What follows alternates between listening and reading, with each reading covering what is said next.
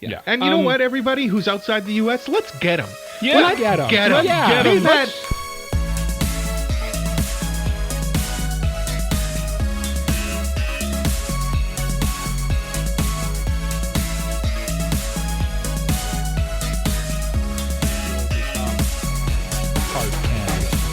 Marikrambu Weeps. My name is Cole. His name is Mike. His name is Jay. We like anime, and this is episode 106 of the Anime Protagonist podcast. And it is our yearly tradition.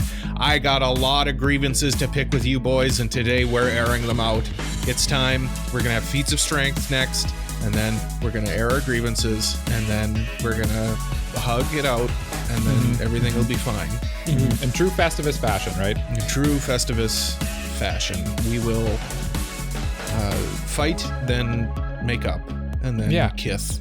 Most importantly, like the key part of this strategy is the kissing, for sure. Definitely. With or without tongue? No tongue. No. We got to keep it platonic. Yeah. Okay. Platonic. The platonic. It's like a mix between satanic and polite. Yeah. Polite-tanic. Yeah. Polite-tanic. That's what I'm going for. I like it. We're reaching the most holy of days.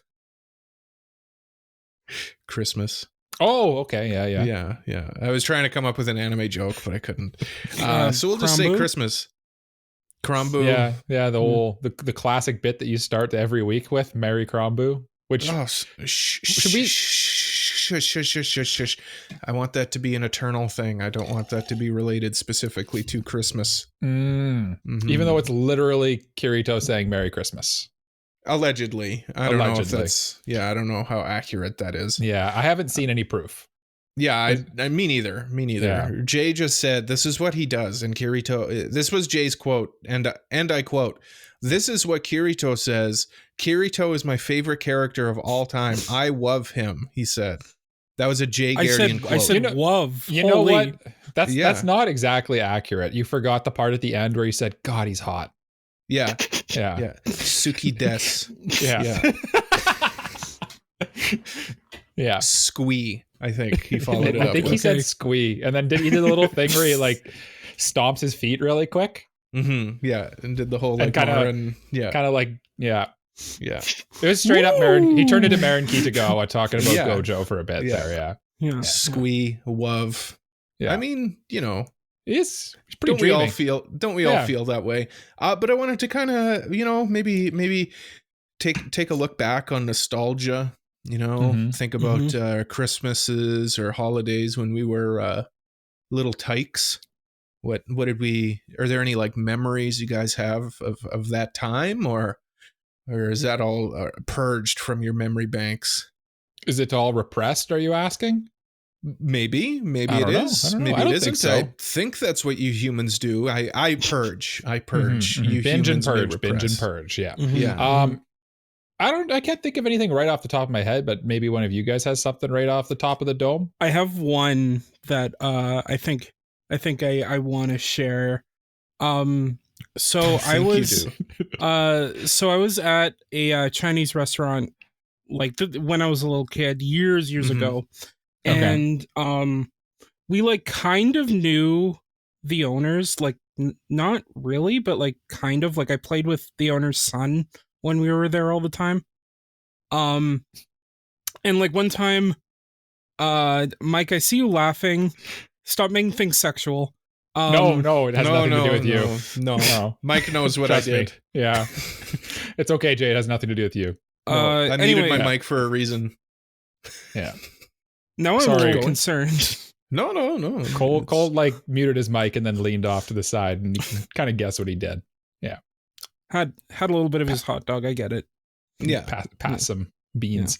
Yeah. Jay, tell us about your Chinese food story. Anyway, so during Christmas one year, I think it was the owner or the owner's dad that like dressed up as Santa for one year, and like all the kids like would sit on his lap and tell him what he wants for Christmas. And I remember I was there with my family, and I was like, "Can I do it?" Because like I've never done this before. And my mom was like, "Okay." So I went up and like I told them what I wanted for Christmas, Then I sit back down as loud as I possibly could. I go, that was fun. Sucks that Santa's not real around all these kids. Oh no, Jay, that's horrible to lie to all of these children. Yeah. And my mom's like Jay, shush. Jay, shut your damn mouth. You're not the He's only real. one. He's right there. You're the only one who knows that Santa's not real. You don't Jay, need to shush. Jay, stop. He's real. Santa's as real as you think he is. He's coming down my. You know what? He's probably like really. He's hurting coming these down. Days. He's really hurting these days because there's really like a lack of chimneys for him to go down. These, you know what I mean? They used to be pretty commonplace, but like, when's the last time you saw someone have a wooden fireplace in their house? I have one. Other than you.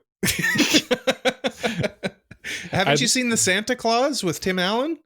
I have, but it's been a while. What happened? He uses magic to make fireplaces so that he can go down.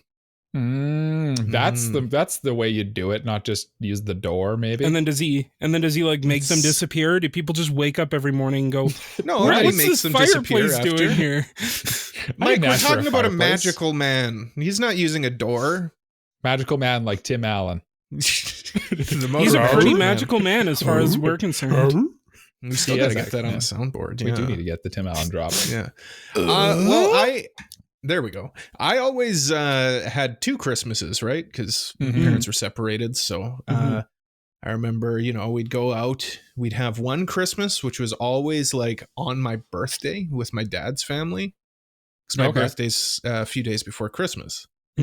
So we'd go out there and we'd have our Christmas with them. And then we'd have Christmas on Christmas Day with my mom's family. When you were a kid, Mike, and Jay, I don't want to like disclude you, but this is a specific like Christmas tree thing.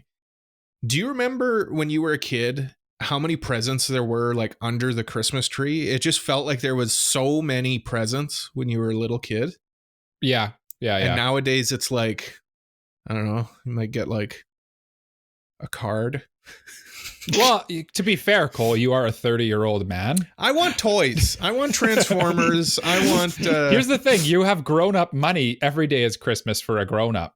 No, I want gifts. I want toys. I want video games. Treasures, video games, shiny walks. Looking at the big presents under the tree and being like, oh, I hope it's this. And then you open it up and it's much more lame. See, Jay and Cole can probably relate. There's tradition in Christmas where you go to sleep and you wake up and Santa appears in the night and leaves the presents, right? And because you're a little kid and you're psyched out of your mind, I would always wake up like bloody at the crack of dawn. Me too. I'd be up at like 5 a.m. I'd be up, maybe earlier. 4:30, 5 a.m. And then like I'd go crash again. Yeah. Oh yeah. You go sneak out. And you kind of get like your first dib, like you kind of take a look at like what's the damage? What are we dealing with here? You for sure check out the big box because you're like, what's in there? Who's that one too? Like what's the name on that one? And then you kind of just like get a feel for them. I never opened anything before. I know that happens. I was a good boy. I didn't do that. But then you kind of creep back to your room and then you can kind of rest easy because they're there. There. Yeah. We were allowed to like go through our stockings before like the parents would get up. So I would go through my stockings. I don't think I was allowed to. Oh no, we were like allowed to, and like that was the other thing with Christmas. Same thing with Easter too. It was like the one day a year where I could get up at 5 a.m. and just immediately start eating candy. Like, immediately. We'd always get a Terry's chocolate orange. Yeah. Every year. Terry's chocolate orange was always in my stocking every year. Yeah. Tradition. Yeah. So yeah, I'd crush that before we like went off to the big family dinner with whoever, like the extended family. Yeah. No. And good times. I know Jay in the other holiday, I know that there is like a lot of gift giving too, but it's spread out over more days. Kind of. The gift giving traditionally is kind of only there because of Christmas. Oh, okay. In reality, like the tradition for Hanukkah is to give money, or Hanukkah gelt. Okay, I would prefer that now. Honestly, other than the toys, I do still want like beasties and stuff. Those were. But like as a kid, what you would get is like you would just get those like chocolate covered, like those like chocolate chocolates coins. So we just get chocolate coins as kids. We wouldn't like get like actual money, because that's probably just like that's responsible. Actually, I never realized that was like a Jewish thing. Really, like the chocolate coins. Yeah, because I get them at like Easter and stuff too. Yeah. And I think that's just something that you get the little sack, like it's a little like mesh bag full of like golden chocolate coins, right? I always thought it was just associated with like leprechauns and stuff. Oh, maybe. Yeah, maybe. Probably could. Yeah. Probably the Easter side of it is. But Hanukkah, that makes sense too. Yeah. Yeah. Because, I just never put. Yeah. You know what? Go ahead, Jay. I will say though, my dad has dated multiple people who do celebrate Christmas, so I have got to experience. Like, really? The Christmas, I didn't know that. The Christmas thing. Okay, so the pile of Christmas presents under your under that Christmas tree, was it enormous? It was, but I had to as you share grew older, gifts. it got smaller and smaller. Not really, because like I only had one for that time that I remember too. Like, because like really, there were like kind of two eras of Christmas for me. There was like this one era where my dad was with this one person who had two other kids, and like, you know, they also got gifts. Yeah. And did you feel like they got more gifts than you? Yeah. This might be unearthing some trauma here, but I feel like, as like the step sibling, you probably lose out a little bit. Yeah. Yeah. They weren't even like siblings. It was like, just kind of like, my dad's girlfriend's kids rather than like, a wife or anything. Yeah. Which is sad for little Jay, but I kind of get it. But I mean, like, I got it because, like, I don't celebrate Christmas. So, like, when I was there, knowing I would get Christmas presents, it was a little weird. Did you feel like you were, like, hacking the system a little bit? A little bit. Like, it kind of felt like, it kind of felt like that,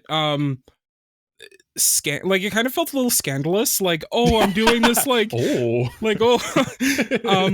like at the time, because I was like, you know, I went to a Jewish school in high school, and like I was raised in a very religious environment. So like I was raised in this way where like you had to think like where you're like basically told to think a certain way and understand history in a certain way. And so like when you kind of cross that border to the other side, it's kind of like, oh, this is different. This isn't what I'm supposed to be doing. This is so wrong. Yeah, you're just kind of like, this is all wrong and weird, but like kind of cool at the same time a little bit. Yeah, I'll take these presents though. Like the gifts are mine. Don't get me wrong. Oh yeah. No, just to be clear, I will accept these presents. Yeah. You know, sorry, go ahead. Going back to the present giving thing.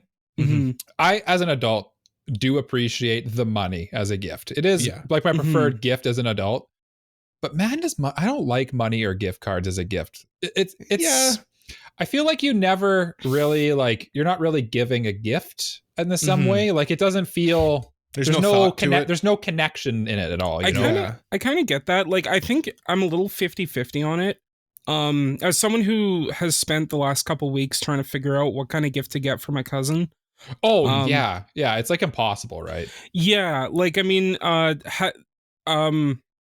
I was thinking of getting him like a pair of headphones, but like my other cousin, who's his brother, told me that like he has sensitive ears, so like you might want to like try and get good like comfortable ones. And I'm like, why don't I just like get him a gift card and then just go with him and pick them out with him, so I don't have to like worry about getting him comfortable comfortable headphones for him. That's kind of it, right? Like you kind of, it's hard to know exactly what someone likes. And I also hate getting or giving gifts that I know are just going to be like tossed aside for a while, then eventually thrown out. Yeah. Like, you know, like if they're not going to get used, it kind of just seems like a waste all around. Yeah. It's hard to do though. I mean, I think that's just the tricky thing with people, right? You don't know exactly what they want. And sometimes it's a whiff. It's a whiff, you know? Yeah. Not everyone's a banger. Yeah. What was a banger when you were a kid, though? What gifts did you get that you were like, oh yeah? The ones that always got me pumped and fired up were obviously all the video game consoles. Like the video game consoles got me fired up. The earliest one I remember was I got a N64, and it wasn't the Ocarina of Time edition, but it came with Ocarina of Time. It's like and a bundle? I think it was a bundle, yeah. And I remember opening that and just being like ballistic. It was the best thing ever. And then I think I remember the DSs we got were also quite eventful as well. What about you guys? Jay? I remember one that I was disappointed in, but I'll save that for after, since we're talking about ones that things we liked. Honestly, like around Christmas time, I don't really remember specific things that I would get, but like I remember like the big times for me to get gifts would either be my birthday or Hanukkah. Because like those were like that's kind of the big two, right? The like big two, the holidays and your birthday. Yeah. So like I'm sure I got like a console or something. I think I got my Xbox for Hanukkah, actually, my Xbox 360. I think my grandfather got that for me. It was the Halo 3 edition. So like it came with Halo 3. It was like colored like Master Chief. Came with like the green controller. It was really cool. It's red ringed at this point, but I was just gonna ask, did it red ring? Yeah. Like they I think all do all eventually. 360s red ringed at some point. It's the fate of an Xbox 360 to eventually red ring. It was the catalyst that caused me to switch to PlayStation, because I was like, I'm not going through that again. No. If you think about it, after the 360, PlayStation sales just went up and up and up, and now they're Xbox is kind of dead, actually. Dying. It's kind of more Game Pass than the console itself. I just saw Game Pass is going to come to Switch and PlayStation soon, apparently. I wouldn't be which surprised. is like, I feel like the death knell. But that's just, I mean, there was exclusive games announced at the Game Awards last night too, so there's that. Yeah. Last night recording. Recording.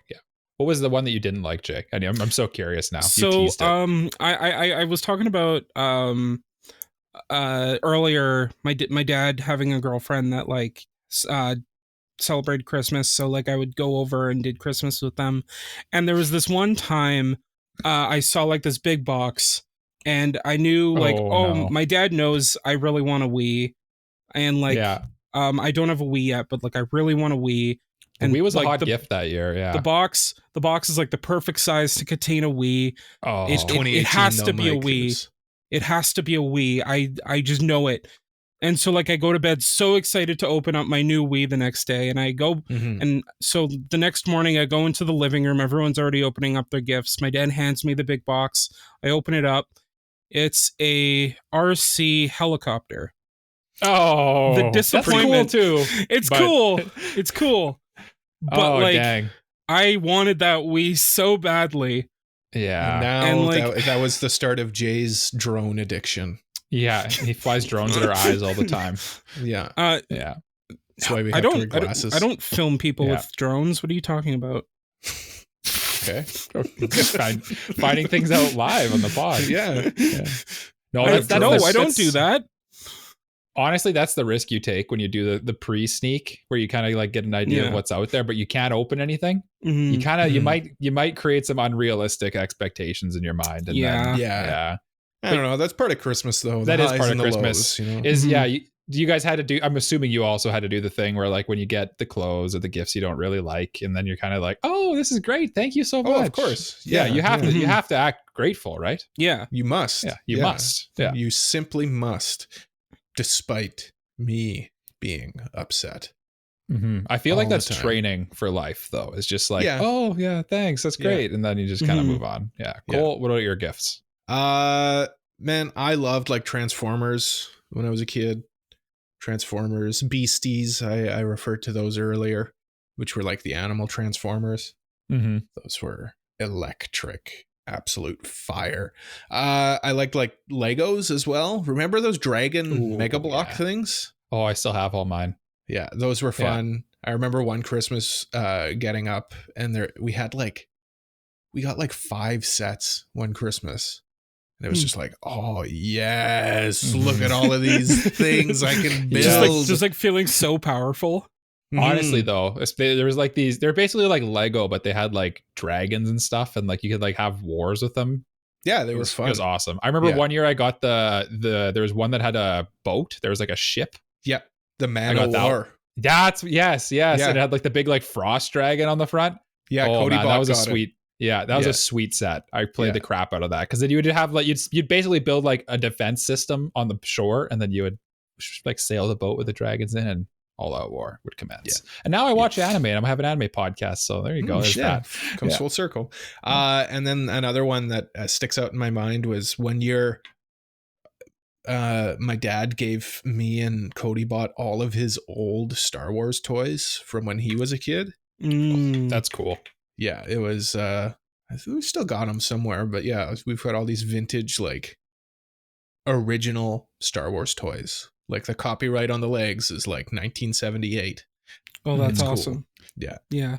Very, very cool. Is like the paint kind of like melt, like kind of does. Yeah. Fading, Luke's head is kind of just one color. His head's all loose, loosey goosey. Yeah. Well, that's why I feel like they get the hype for like the ones that are still in the box and like all that. The reason those ones, kind of like Pokemon cards, the reason why they're so expensive and collectible is because everyone played the crap out of them. So there's not many that are in good shape left, right?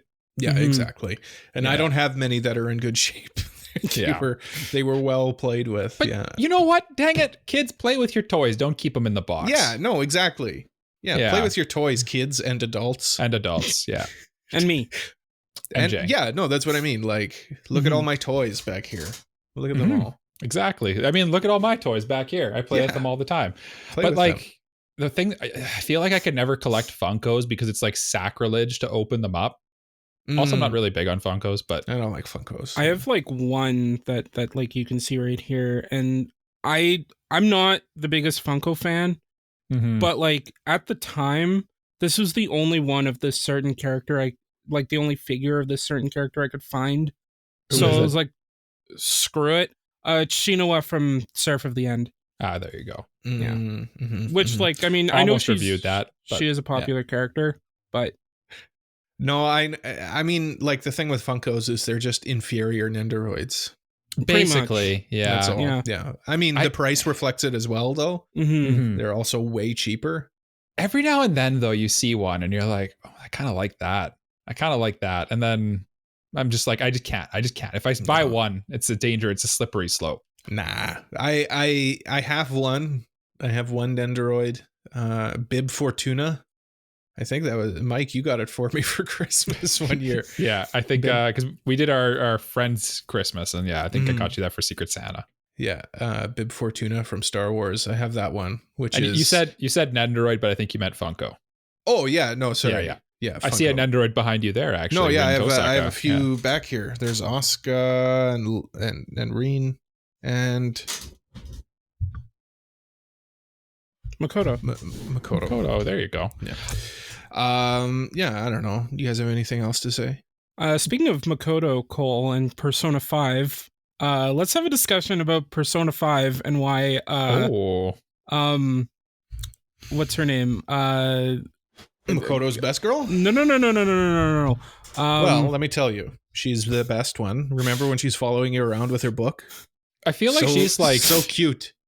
You know how we always say that like Nino is net best girl? I feel like Makoto is net best girl. Like she's just probably. Probably everyone's number 2 and then some people's number 1s a lot of the time. She's like my number 3, I'd say. The person Jay's trying to think of is Kasumi. Kasumi, yes. Okay. So Cole makes this argument that it's time for the mailbag. And we're in the mailbag. If you want to send us over a mailbag, you can do that on our website, AniProPod.com/mailbag, or you can do it on our Discord. We have a whole channel for that. We have a patron priority mailbag, and I thought this one I thought this one was appropriate considering we're doing airing of grievances. I feel like this one's got kind of a grievance element to it. Okay. It's from Bunny. The Return of Bunny. Return of the Jedi, got it. What is one thing you would change about your favorite anime? Nothing is perfect. You know this. I'm looking at you, Jay. What's I don't know why he called you out. I don't know why. I don't know either. Yeah. I'm always the proprietor of like things have their problems. I get it. I don't know why. I don't know why he called you out. I genuinely don't know why he called you out. But listen, he did. So he did. He did I'm call you out. looking He at you, left Jay. me safe, despite me being the unapologetically like. I think the anime I love is perfect. Yeah, I feel like if anyone has the most rose-colored glasses, it's definitely Cole. Yeah, because like he will not if I say March comes in like a lion is kind of paced slow and boring, he like gets personally offended and will not even entertain it. Like we started talking about why his best girl in Persona 5 was not the best girl, and he just immediately changed the topic to the mailbag. No, yeah. I mean, Makoto is best girl, though. I didn't hear any arguments against that. But she isn't. I like them all. I like Anne. Actually, it's going to be revealing stuff about me. I like the teacher. The teacher? I don't know. Yeah, or the nurse. The nurse I can at least understand. The nurse, yeah, I can get behind that one. Yeah. But like Kasumi is best girl, and she's in Persona 5 Tactica, so she's not even real. She's DLC. She's a fan. She's not a real character. Yeah, but she's in Tactica, so like she's in spin-offs. It's time for the mailbag. Honestly, though, the thing I'd change, my favorite anime is Attack on Titan. I've just decided it's just a fact. It is. Okay. And the thing I would change about it is the way they handled the final season. Yeah, I can see that. It's not. I don't think it was done poorly at all. I don't think that the switch over to Mappa was a bad thing. I actually think it was actually a very good and tactful thing that it was a good tactic because it was a drastic change in the story to switch to a different studio and have like a completely different animation style and everything completely different. It kind of works. But the problem where they got into trouble is they called it the final season from the get-go. Mm-hmm. Despite it not being the final season. And I think they maybe thought, I don't know what they thought actually, because it never could have been the final season. We've talked about this. It's like, did they not like have pre-planning meetings before to figure out like how they were going to do it? Wasn't the manga like done or almost done when they started that final season?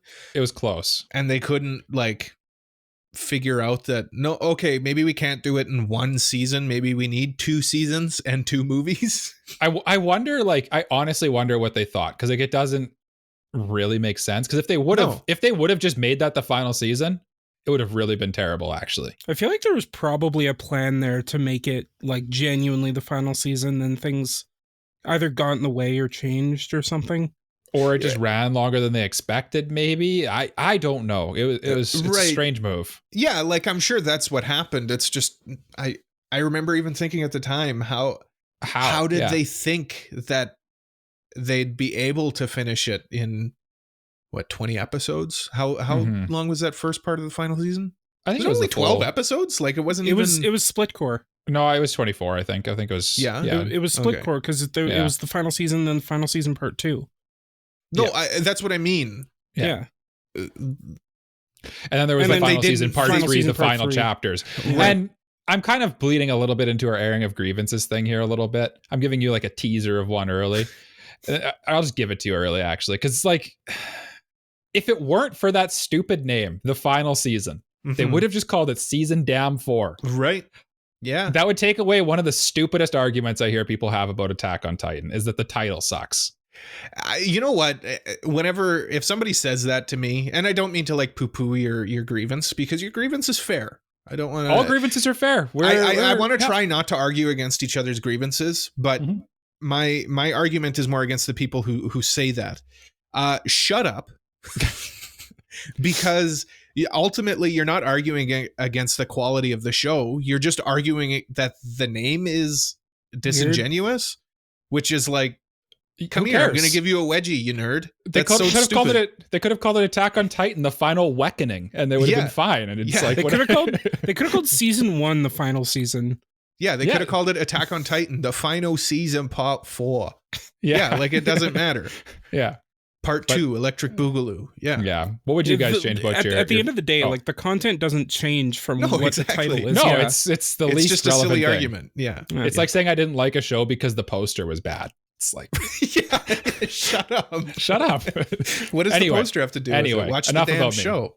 Enough about me. What do you guys want to change about your favorite Jay, what shows? do you want to change about Sword Art Online? Bunny Girl Senpai. Bunny Girl Senpai? Okay. Yeah. I was going to say, go ahead. Yeah. Yeah. So I adore Bunny Girl Senpai. I mean, like, come on. I own the first and all the light novels. Oh, yeah. Okay. Right Here's there. the flex. Mr. Light novel. Yeah, I have all of them. Here they are behind me. But like, I think if there's Turned like one thing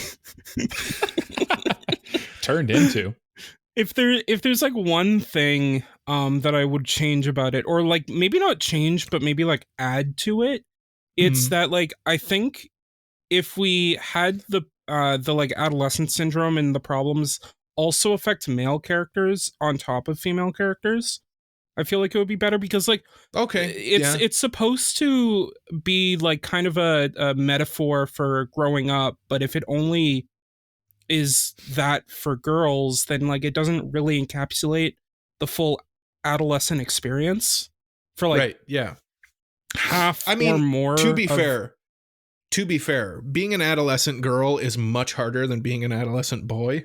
Sure, but like I think like every teenager or every adolescent goes through that like kind of angst and anxiety that Cole is right. But being a teenager is hard. The angst. Like it's not like yes, you're right. Being a girl is much harder when you're growing up than being a boy. But at the same time, I'm just playing devil's advocate. At the same time though, like that's not to say like, oh, there can't be girls. It's just I think boys being in it and having their own issues would be great too.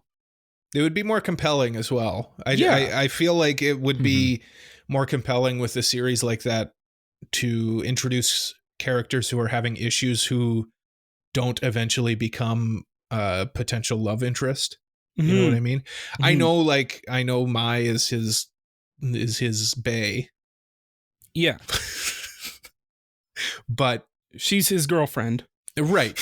But like all of the other, they have every other character. It kind also of flirts has, like, with the idea that like they could be love interests. Yeah.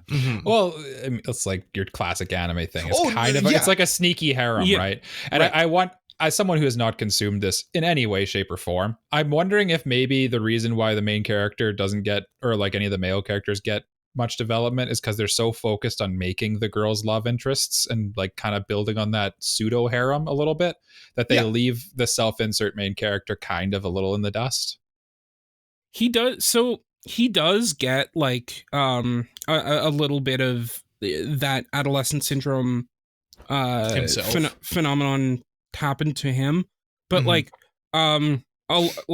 a lot of the male characters, like the character that is supposed to be his best friend Kunimi gets like nothing, or like aside from him there aren't any male characters at all, right? Like it's like I get it because it appeals to the audience you're trying to strike, but at the same time, if you're trying to tell a certain kind of story, it should encapsulate everyone so everyone can relate, right? Not that like males can't relate to female angst, but like I feel like you're basically just describing the opposite problem I have with Naruto, where like they kind of just don't develop any of the female characters really at all, and it's just kind of, it's just frustrating to see like things be one-sided.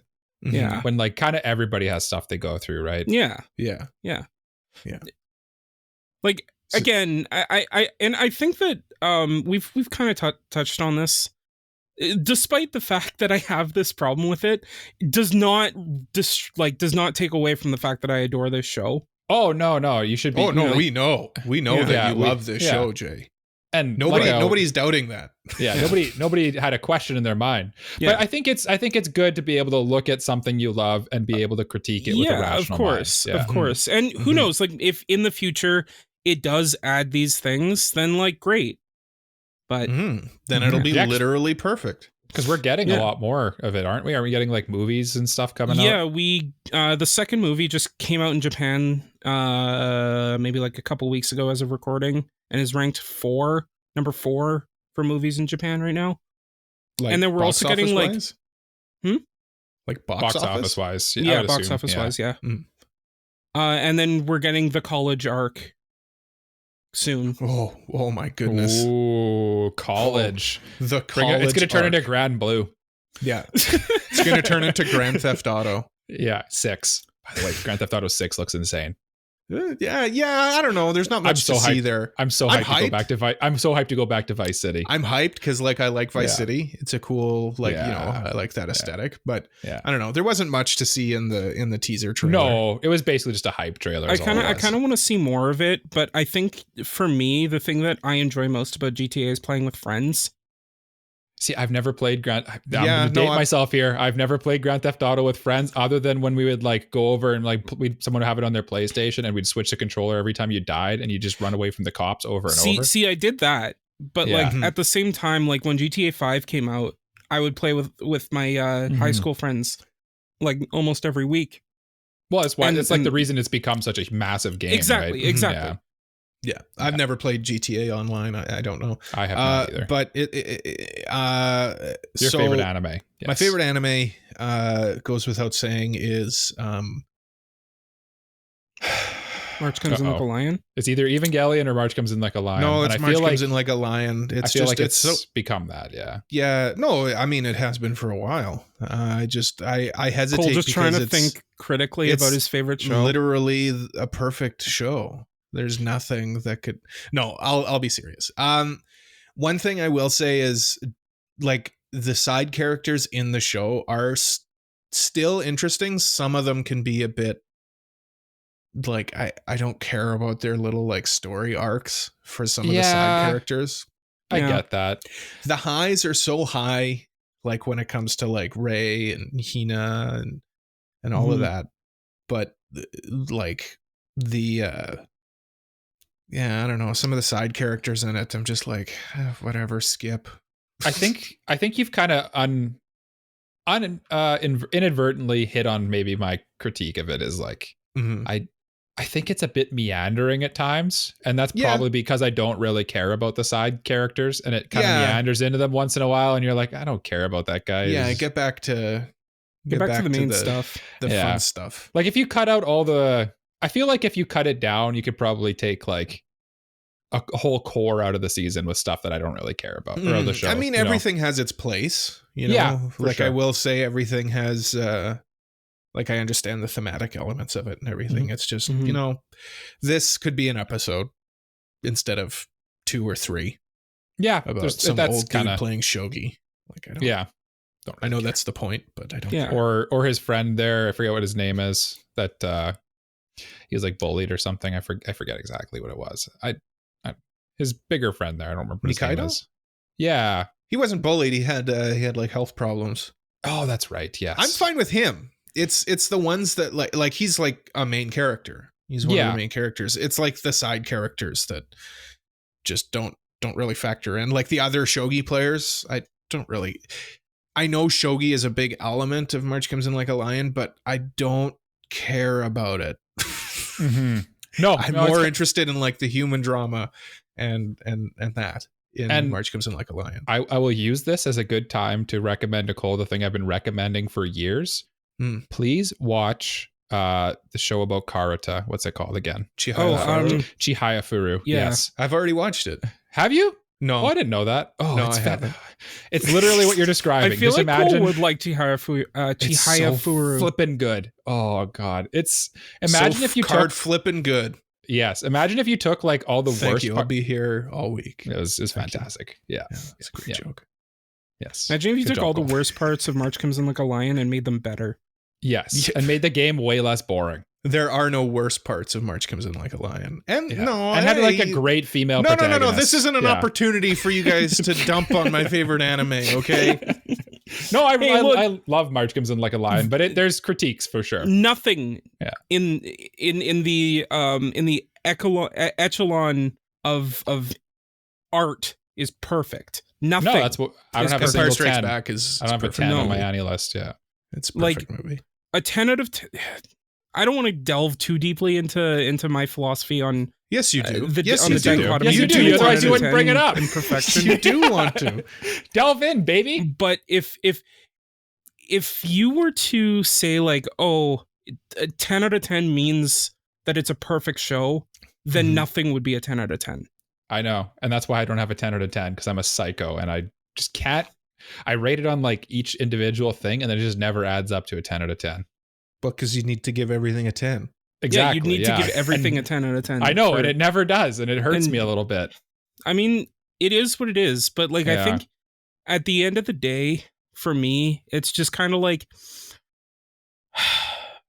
sure, it might have some flaws, but as an overall package, if I feel comfortable giving it a 10.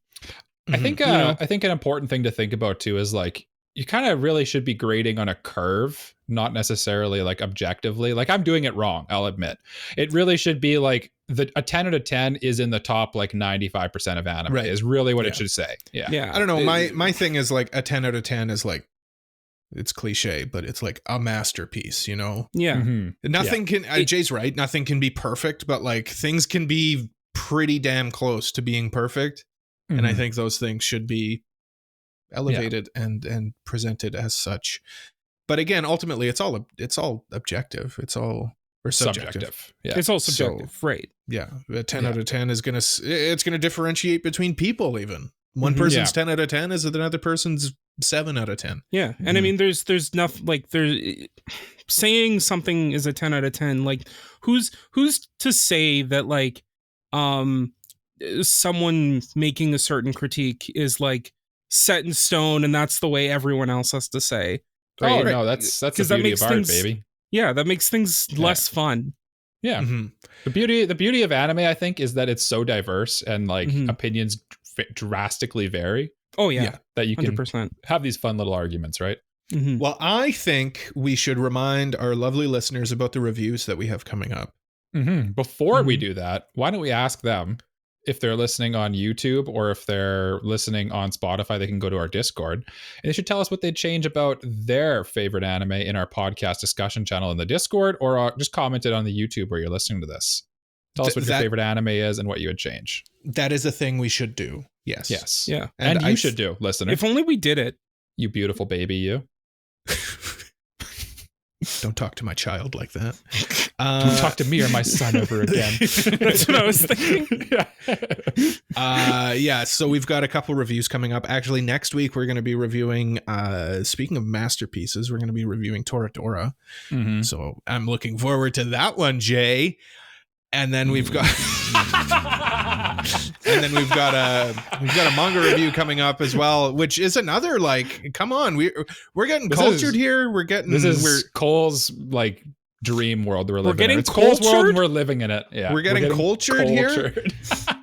Hashtag cultured with Chain Soldier, which should also be fun. It's getting an anime adaptation coming up.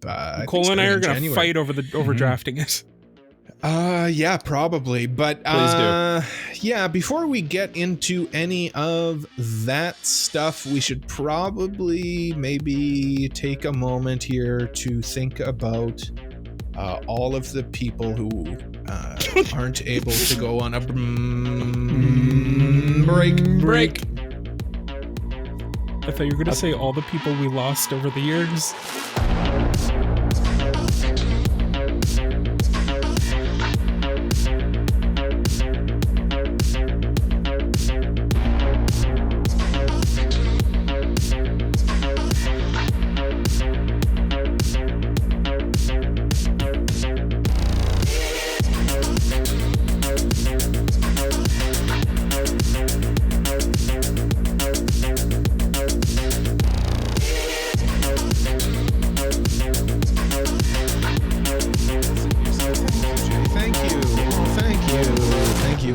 Welcome, newcomers. The tradition of Festivus begins with the airing of grievances. I got a lot of problems with you people, and now you're gonna hear about it. Welcome back to the Anime Protagonist Podcast. We're here to be mad. Yeah, and celebrate Festivus. Celebrate Festivus. It's for the rest of us. That's my secret cap. I'm always angry. You know, Jay, I agree with you. You do have like a bit of rage bubbling underneath here. You're like a babbling brook in the way that you look calm on the outside, but just under the surface, there's currents waiting to suck you down in the depths of despair. Yeah, the amount of time I complain is probably too much. Second only to me. Yeah. You know what? I was saying this at work the other day. I was like, man, we have no right to complain. But that's not going to stop me. Because like it's so fun to complain. I don't know. It's like a release valve. It's a release valve. It's the human experience to complain and moan a little bit. Yeah, the grass is always greener on the other side, and we want to destroy that green grass because everybody needs to have brown grass like me. Yeah. It's a reason why your life suck as much as mine. Yeah. It's the reason why like rage rooms exist where you can go in and just smash shit. Because like I want to do that. Sorry, I'm making Cole's work hard here. But yeah, like it just sometimes it's just fun just to wreck and let a little like anger out, you know? Yeah. Let's begin with doing that. Now, one thing I do want to, this one I'm levying directly at my co-hosts here. As is tradition, Cole hates us. Tradition. Yes. Yeah, I have to begin with that. And I noticed this. I sat down to begin recording this podcast. I'm here 6:30 Central Time, sharp. I see where this is going. And my first one is I wish people were more punctual. What are you trying to say? Well, no, it's not just you guys. It's this idea, and I don't know if it's like a current generation thing. You know, I'm trying to be polite about it, but you know what? No, this is my time. This is my podcast, and I'm gonna about that drives me up the wall. Okay, there we go. There's 3 beeps for you. My name is. That bleep is getting work. Yeah, it's getting work today. There's the rule of threes. Come on, Cole. You know comedy. Yeah, even at work. Yeah, I get to work. I'm early. I was always raised with work. You know, be 15 minutes early. That's on time. Wrong for work. You see? No, there's the problem. There's the problem. Be early, because if you plan to be there on time, guess what? You're gonna be late. Oh no! I'm for me, 15 minutes is too early. I'm 5 minutes early. What if traffic's running behind 15 minutes? You're going to be 10 minutes late. They can wait for me. No, that's the wrong attitude. you know what, Paul? You must be early. It is the polite thing to do. I'll be honest with you. This is literally old man shakes fist at cloud. I know. You're old man shaking fist at cloud. And here's my spoiler for you a little bit. I've been late many times to many things. Yes. And has it ever cost me even a single thing of my life? No, just the other person's. Just the other person's anger. When I say late, I'm rarely more than like 5 minutes late. I think it depends on how late you are. If you're more than 10 minutes late, then yes. And at the same time, it also like depends on your communication. Like if someone's texting you like, "Hey, where are you? Hey, what's going on? Hey, what like update me?" and you're just ghosting them. And then you show up like 20 or like 10, 20 minutes late and you're like, "Oh, sorry, I was late." Oh, yes.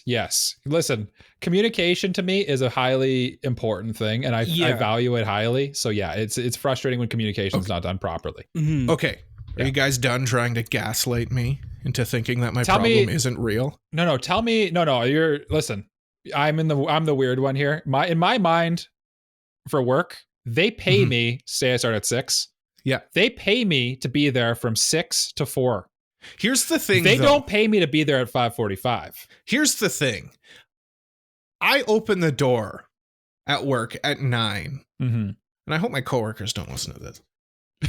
I open the door at 9. You mean unlock it? You mean I open the door to customers at 9, and customers walk in at 9 because they got to be there. They got to get in. They got to do their thing. And my coworkers don't show up until 9:03, 9:04. There's already a lineup waiting to get in. So that's now not we've cool. we've got customers waiting to come in to be served, and then like the staff just lazily comes in, and then like it's a bad look. It's a bad look. Here, Cole. Here's your real problem. Mm-hmm.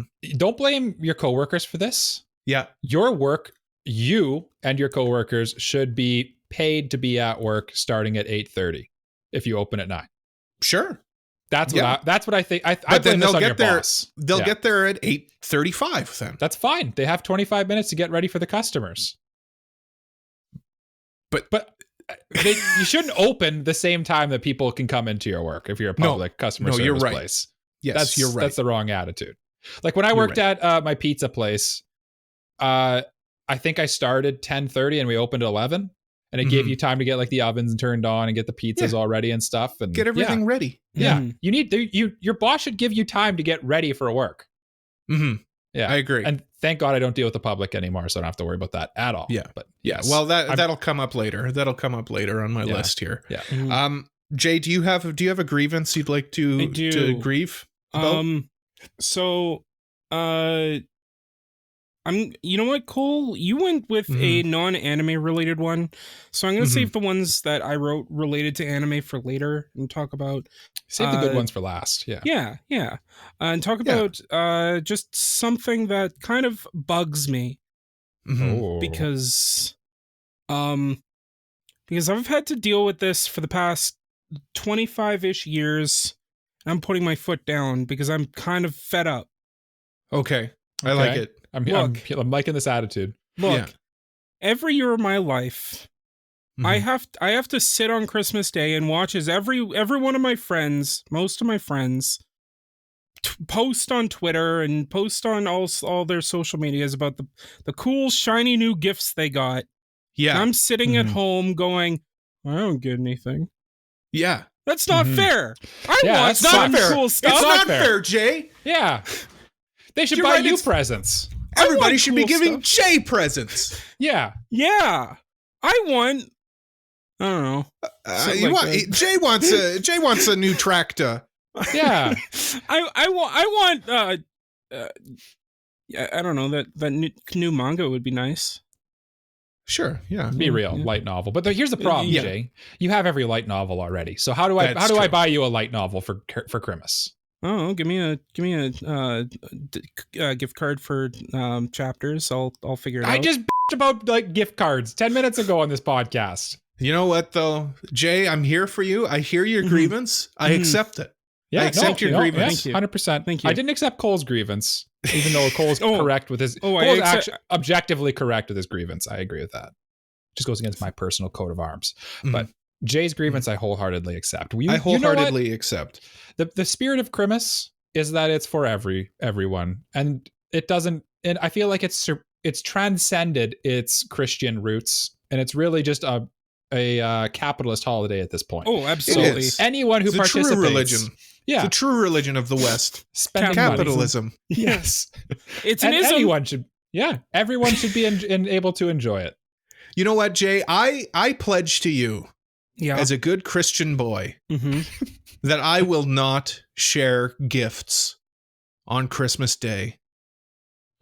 Okay. Like on social media. Okay. I appreciate that. Okay. I'm not. I never do. I don't think I do either. But I've never done that in my life. I thought you were gonna buy Jay a Christmas present. Is what I thought you were gonna. Oh, do. Maybe I'll get Jay. Maybe we'll get Jay something. Maybe we'll do a Secret Santa. AniPro Secret Santa. 3 people. Yeah. No, I accept your grievance, and I accept it into my heart, and I feel weighed down by it now. Thank you, Jay. Thank you for sharing. Grievance accepted. You know that meme where like Squidward's looking out the window of SpongeBob and Patrick like having fun? That's me. Mm-hmm. That's me. No, for real. Watching other people get their Christmas gifts, and it sucks. Mm-hmm. But you get some gifts earlier too, though. Like you're probably gonna get gifts soon, right? No? Oh, never mind. Okay. No, Jay doesn't get anything. Never mind. Yeah. Play the violin. Yeah. Play the violin. Here we go. Hold on. I'll get the violin for you. Hold on. There we go. Mike, what about you? What's a grievance that you have in your heart that you'd like to share with us and the listeners? Okay. Here's my grievance for you guys. Is this an anime? Is this an Annie grievance or a life grievance? It's mostly a life grievance. It relates a little bit to anime. Okay. I am tired with streaming services. Okay. Specifically Netflix. All right, go off, King. Yeah. Netflix and Disney I have beef with because they kicked me out. Listen. Hell yeah, brother. Go off, King. I was happily sharing a Netflix account and a Disney account with people, contributing to them as well to help fund this super expensive. It's expensive these days. It's expensive. Listen, you keep raising the prices on me while also making it so you can't share it. How is that fair? It's not. Listen, the whole point of streaming services was to get away from cable television being expensive for a lot of stuff you don't watch. And then nowadays, every dang company out there has their own streaming service, and they're all expensive now. Like you're paying $15 a month at 15 different things. Like even I want YouTube Premium. It's like $20 a month now. Yeah, honestly, it's crazy. At this point, where everything is a streaming service, I'd much rather get a cable package where everything's included for a cheaper price than having to buy every streaming service. Go off, it's kind of come full circle. Yeah, but here's the thing: if you watch like actual cable TV, man, I cannot sit through the ads anymore. I cannot do it. I physically cannot. Having like been streaming service boy for a long time. Forward. Yeah, that's an option. Yeah. It's a good opportunity for you to look on your phone too. Yeah, that's true. But like everything is a subscription now, and it's all expensive. And they're getting smart and they're not letting you share it. And it's frustrating. It's frustrating. And then the other thing too is, while everything, I guess for anime, it's not as much of a problem because pretty much Crunchyroll and High Dive are like, other than that. And like High Dive's like kind of dying in certain places. Unfortunately. I like I have a soft spot for High Dive. High Dive's inexpensive. So is Crunchyroll. Like I'm fine with paying those ones. Honestly, like. Well, I pay for the Mega fan on Crunchyroll, so it's like I think it's $15 or something. But still, it's fine. That's everything's $15, so it's whatever.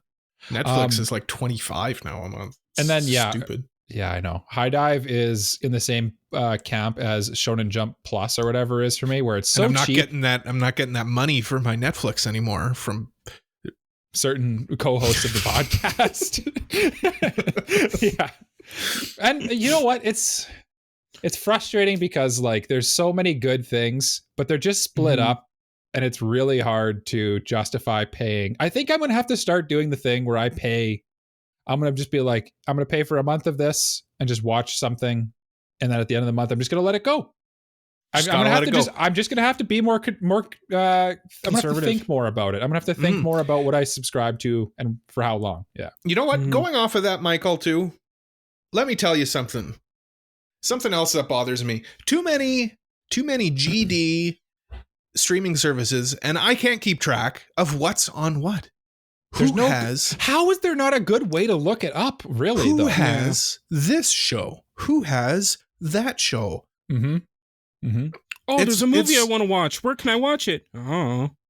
Yeah, I don't know. Figure it out. Yeah, there are sites that like kind of do it, but like they're never really super accurate either. Like I feel like you can never really trust it 100%. Or like sometimes like you'll look at it and then it turns out that like the show was taken off whatever streaming service it was on. Yeah, or it's not available. Yeah, or it's only in the US is a very common problem up here too. Yeah. It's streaming services, love them, also hate them. You know what? I'm gonna steal a little more spotlight for this because I just thought of something else that makes me mad too. If I'm paying for a gosh darn streaming service and you show me a flippin' ad before it starts this thing that I paid for, get out of here! What are you doing? Get out of here, Amazon! Come on, Jeff Bezos! I'm already giving you money. Now I gotta sit through this ad in the world. Now I gotta sit through this ad for Jack Ryan or whatever. I'm just trying to watch my anime girls. Yeah, let them watch Land of the Lustrous. Badass now. No, I don't want. I want to watch. I don't care. I would watch that if I cared. Yeah, exactly. Yeah, but I'm not gonna watch it. I want to watch an old season of Unsolved Mysteries. because I'm feeling a little spooky and I want to see some UFO show. But now I got to watch an ad for, I don't know. Man, that beep is getting work today. I don't know, something stupid. I don't know. Maybe we should release this as an uncensored episode. I don't know.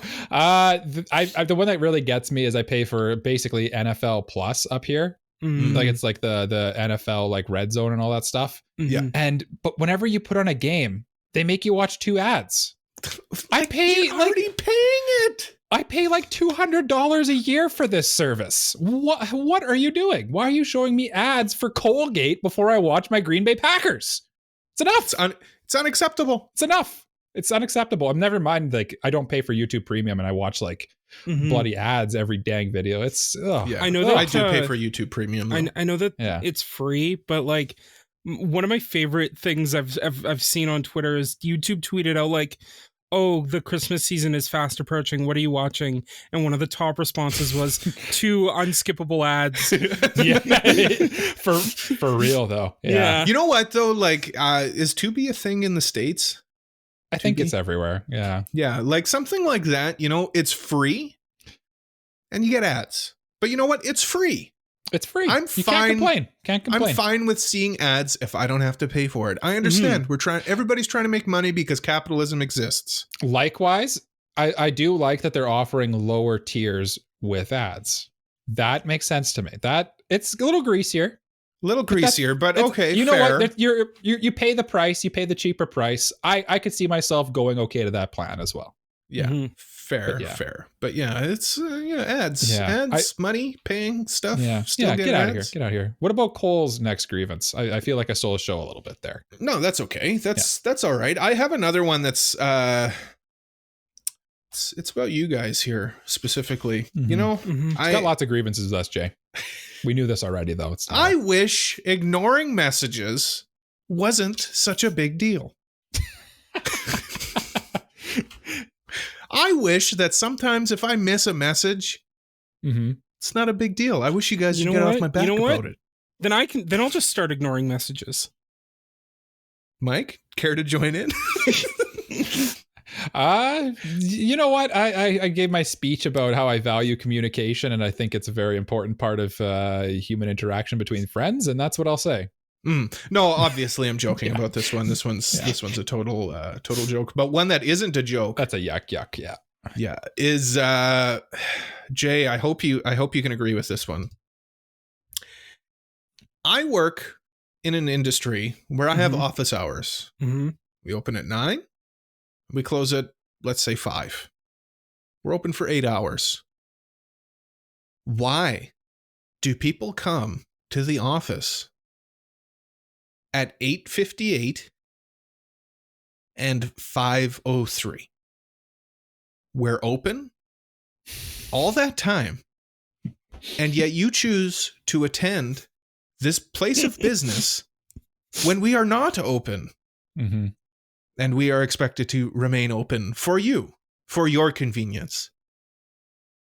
It's the classic dilemma of every retail employee ever. Yeah. So, yes, Cole, I do relate to that wholeheartedly. The thing I want to ask you is, no, it's not a but. It's, do you ever get these people who are like angry that you're closed? Yes, of course. Yes. Oh, for sure. Yeah, it's like, what do you mean you're closed? It's only 5:05. Yeah. Meanwhile, the closing hours. Why weren't you here if it's only if it's only 5:05? Why weren't you here 5 minutes ago? Yeah. Like, it's one thing if you come in at 4:59. Like, I'm gonna be mad about it. It's fair. But, it's within the rules. It's fair. It's within the rules. You're exploiting the system. I think you're a piece of shit. But you know what? It's okay.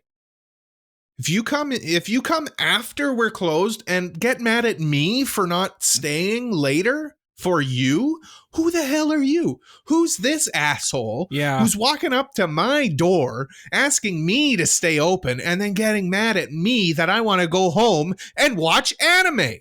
Yeah. Or play Honkai Star Rail. And it's like, you do realize that this whole cycle restarts tomorrow, right? Like, we're not closed forever. Well, especially with like what you two do. Like it's not something that like there's no time crunch on what you guys sell. No, right? Like, especially Jay. it's Jay going is to be pure there retail. tomorrow. Yeah. No, there's this. There's so many times where like people come in and they're like complaining because they think stuff's gonna be sold out by tomorrow. I'm like, we're closed. Who's gonna come in? Show up tomorrow when we open. You'll be there. Yeah. Yeah. And like I work in an industry where we have, how can I phrase this? We have contracts that expire that need to be reactivated. There is a time sensitive nature to what you do, yes, but not really. But they have, like, it's not like they send you the notice that your contract needs to be reactivated the day of. It's sent out weeks in advance, and you chose to come here on the day it ends when we're closed. Yeah. And now it's my problem? No.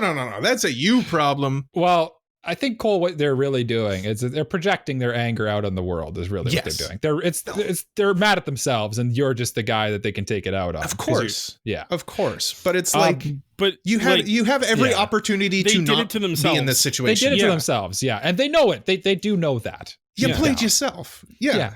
They're a fool. I did deal with this a little bit. I know that you were targeting Jay on this one, but like when I worked at the pizza joint, I would work the closing and the opening shift. Oh, and that's awful too. The opening shift was never really bad because people aren't really like dying pizza at like for 10 a.m. Yeah. No, you know what? It was always really like from like 11 to like 1 was always really busy, like the lunch hour. Yeah, I guess people want to get their pizza for lunchtime. At the same time, usually they're willing to wait for the lunch one because they're like, whatever, I'm working, whatever, I don't care. Yeah. What were you gonna say, Jay? I was just gonna say, like, usually, like when you're doing the opening shift, like people are much more keen to be like, okay, I'll come back in an hour. When you because there's time left in the day, right? Yeah. When compared to especially when I give them one of these looks. Compared to the evening, we open at 9. Yeah. Compared to the evening, where it's like, they have to like wait a whole night before they can come back.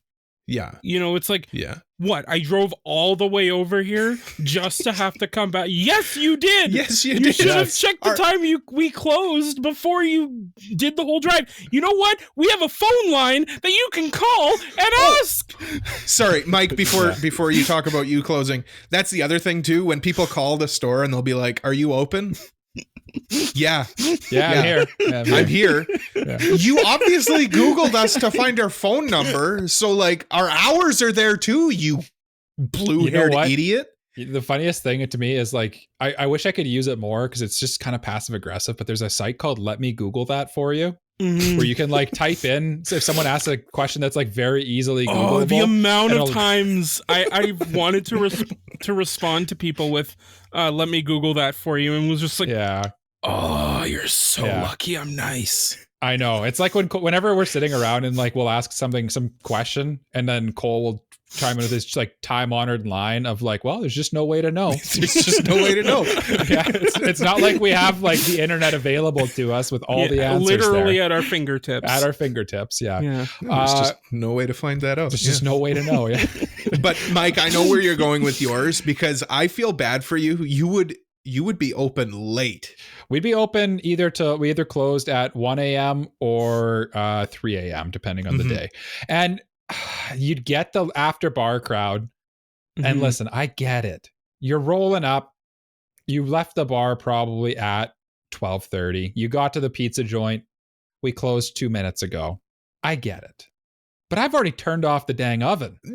Everything shut off. I'm not turning everything back on for you because I've already cleaned everything. Like, There's a lot of work that goes into closing, especially a pizza place like that. Yeah, I still have once I turn the off sign off and everything's turned off, I still got to count all the receipts. I still got to like. There's a lot to do. Like, there's a lot to do. I can't be making you a pizza pie. Yeah. You know what they should do? They should do it once in a while. There should be a restaurant where you make your own pie. You put it in the oven. You make your own pie. It's called home. It's a Seinfeld reference.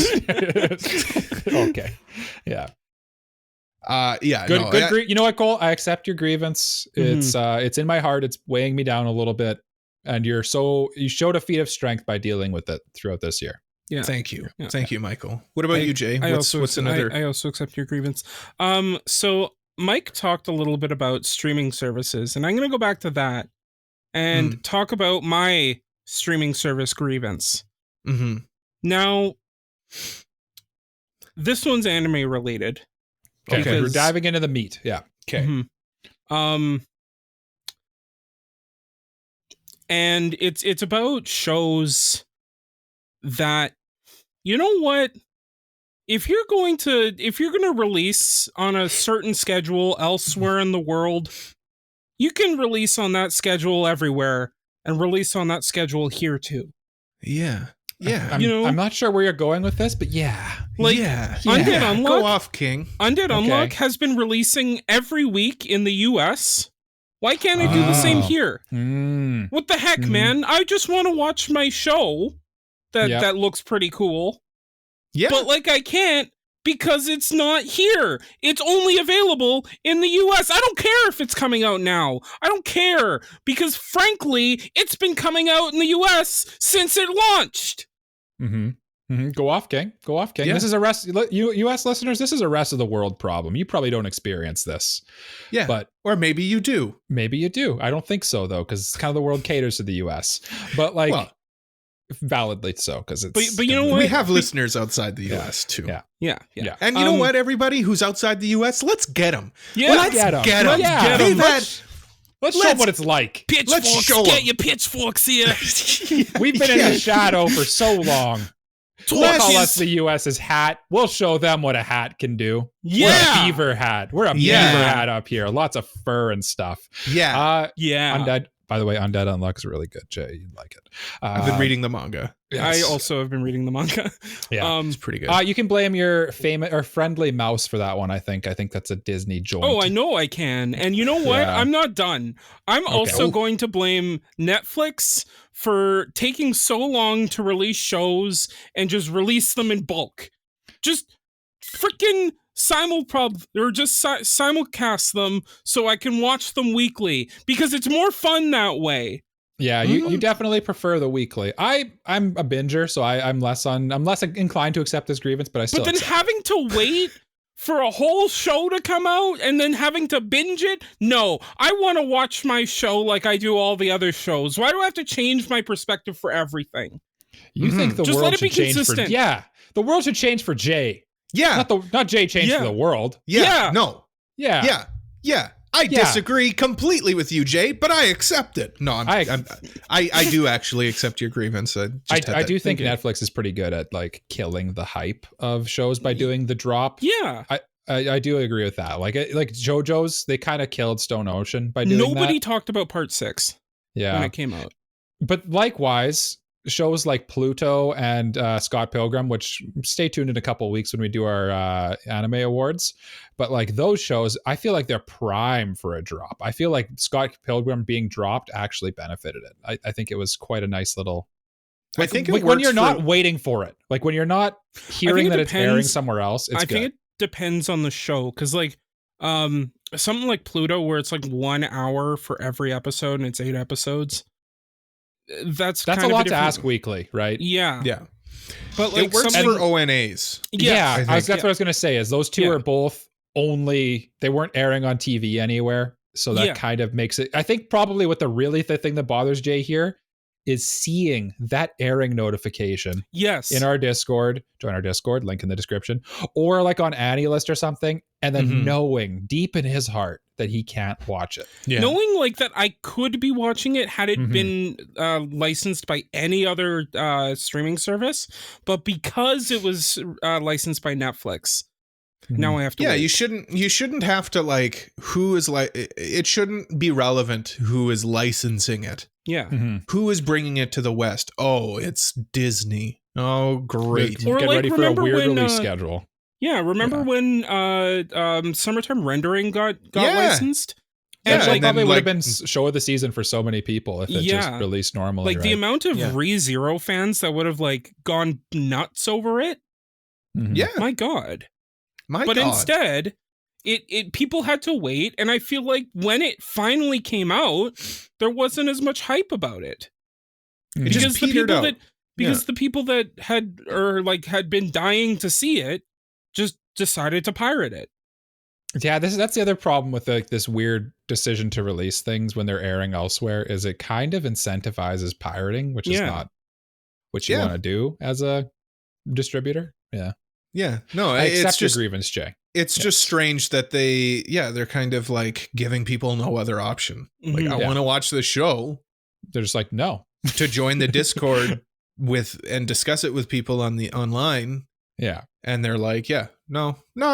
How about no? How about you wait? Don't do that. Yeah. How about you be a good little boy and wait? Yeah. You like that. Yeah, you like that, don't you, little piggy? Every language and then release it.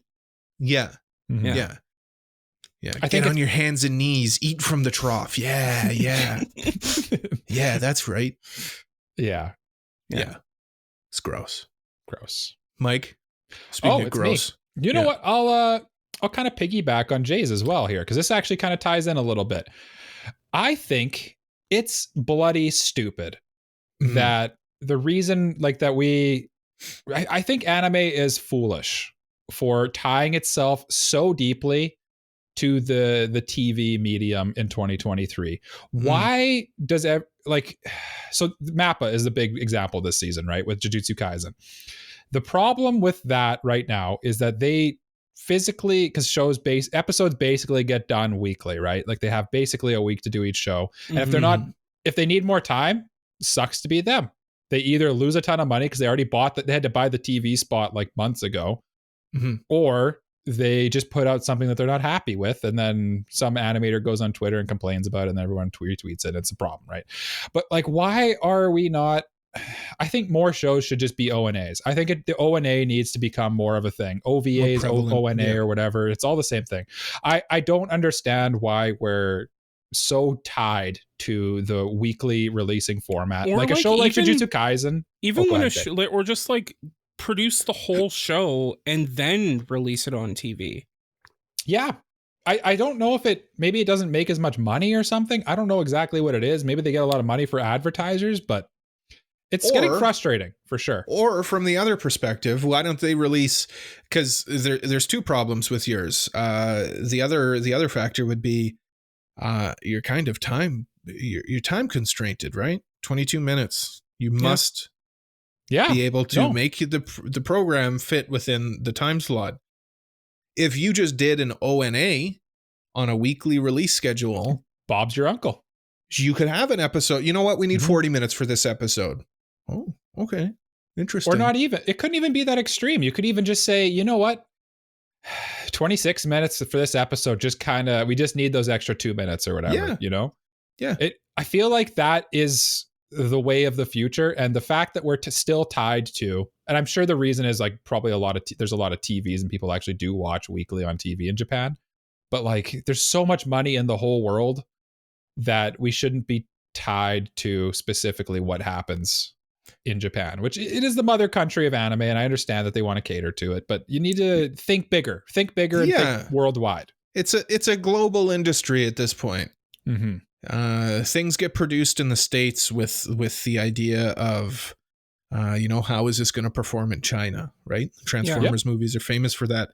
I don't know Fast and Furious. Yeah, I don't know if like anime has that same realization or just same power, I guess. Just like release it and realize it's big over here as well. So cater to this audience. They do realize that, though, is the craziest part, because look, it's like the Scott Pilgrim anime that just came out. Yeah.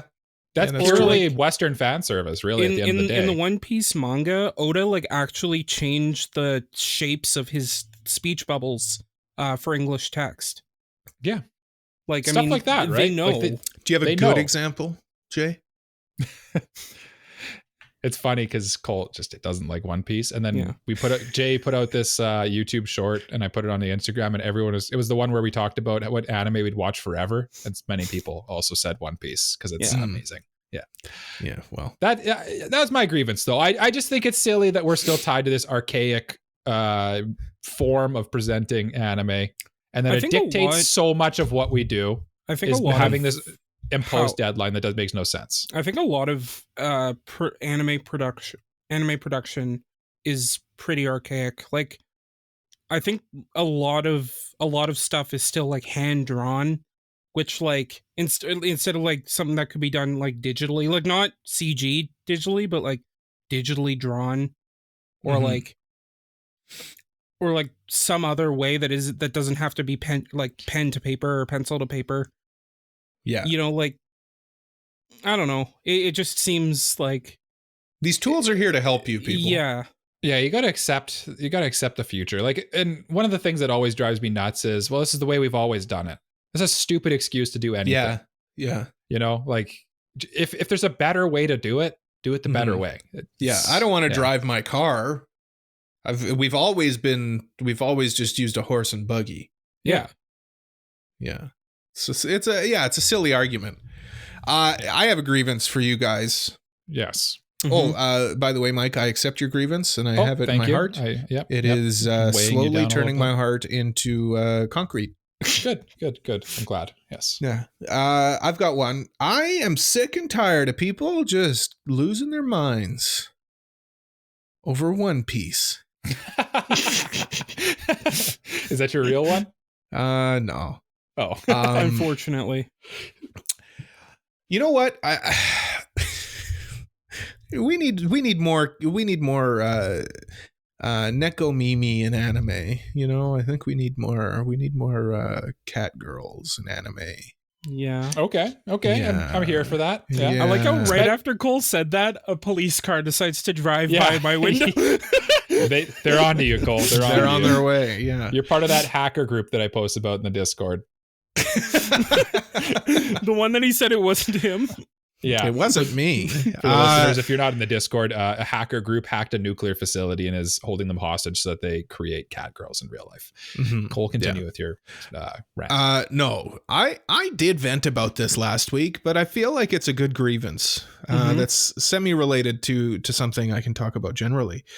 So I complained about going to see Godzilla -1, and my friend, your seatmate, I guess, my seatmate, talking to me despite never even looking at him once. Yeah, because I was watching the movie. When I'm watching a movie or a television show, go off, King. I want to watch it. I want to watch this television show. I'm invested. I'm interested. Don't talk to me. Don't talk to me. But I want to. Do not talk to me. You know what? There's rules. There's etiquette here, right? If we're watching something like, I don't know, Tokyo Drift, Fast and the Furious, Tokyo Drift. I've seen it before. The plot in it isn't necessarily the most engaging. You know what? We can talk. We can laugh. Yeah. Ha ha ha. Right? But if I'm watching Oppenheimer, don't. I need to. I'm invested. This is a spectacle. This is a film. Yeah. I don't need comments from you. I don't need you to asking questions in movies too. What do they mean by that? What do they mean? I know just as much as you do. Yeah, I know exactly what you do. If you were paying attention to the movie, you would know what's happening in this movie. But no, you're talking to me and now you're like, what? Why? Or like when someone's happening? like looking at their phone the whole movie and then they look up and finally pay attention. They're like, what's going on? And it's like, what's going on? I am watching the exact same movie as you. I have been here just as long as you. You don't need to ask me these questions. They're all answered in the movie. Yeah, I do not have any special knowledge that only I possess. I didn't write this damn thing. I am experiencing it in real time with you. The hints are all there. The clues are all in the movie. And they're not even clues. They're just plot points. Or like when someone's like, who's that? Have you not been watching the movie? That's the main character. Yeah. It's like the answer to that question is no. They're having. It's like they're watching Avengers Endgame and they point to Iron Man. Yeah, who's that guy? Who's that guy? What are you doing? That's Robert Downey Jr. Yeah. My God. As the person you guys are talking about, this is a subtle call out here. Sometimes when you're watching something, I don't take it as seriously as Cole does or Jay does. I'm watching it for entertainment, and I want to. I don't take it as seriously. So if I'm watching something and I see something interesting, I might be like, "Oh, that was pretty cool," and then you kind of give me a nod, and you're like, "Oh yeah, that is pretty cool." Yeah, and then you're like, "What do you think? What about blah blah blah blah blah?" Yeah, how do you think they did that? And then no, Cole if you ask me has like a mental breakdown because I say, "What do you think that means for like Iron Man as a character that he has his adamantium chest or whatever?" And we'll then Cole's discuss like, that after. Turns into grumpy troll man. See, here's the thing that bothers me is when someone leans over and goes, "That's not realistic." And I'm like, I know. I don't like that. I know it's not realistic, but that's not why I'm here. I'm not looking for 100% realism. I'm just looking to have fun in this Avengers movie. Well, it depends on what you're watching. Again, going back to Cole's, if I'm watching Avengers or Fast and the Furious, and if someone's like, that could never happen in real life, I'm like, yeah, I know. That's why it's that's the whole point. But if I'm watching like maybe Oppenheimer or something like that, where the whole point is that it's kind of rooted in a bit of realism, then it's kind of like... I think it depends on the moment. Like, if it's like the explosion, like they're looking at the explosion, they're like, oh, that's not realistic. It wouldn't look exactly like that. It's like... I feel like nowadays movies have gotten better that they have like scientific staff with them as well. 100%. There's no sound in space. Yeah. Yeah. I know. Boring to watch a silent movie, though. Yeah. They'd also like be dead if they weren't wearing like the perfect equipment. Yeah, TIE fighters sound cool, and I want to hear a TIE fighter. Yeah. You know? Let me hear the lasers. Baby or whatever. Yeah. Yeah. No, it wouldn't be very much fun if it was just like silent. Yeah. They're also like in space, and Luke just kind of like walks up to someone. Like, wouldn't he just be floating in the air? Yeah. Well, how does gravity work? Yeah. Centrifugal force, apparently. I guess. Yeah. I don't know. Yeah. You know what, Cole? As the person who you're calling out specifically with his grievance, I do accept your grievance. It weighs heavily in my heart that I am the person who causes you this grief. I will not change my ways, though. I know. I don't expect you to. We'll continue to not watch things together, I think, will be the move. The only time I ever like talk to Cole when we're watching something is if I know he's seen it.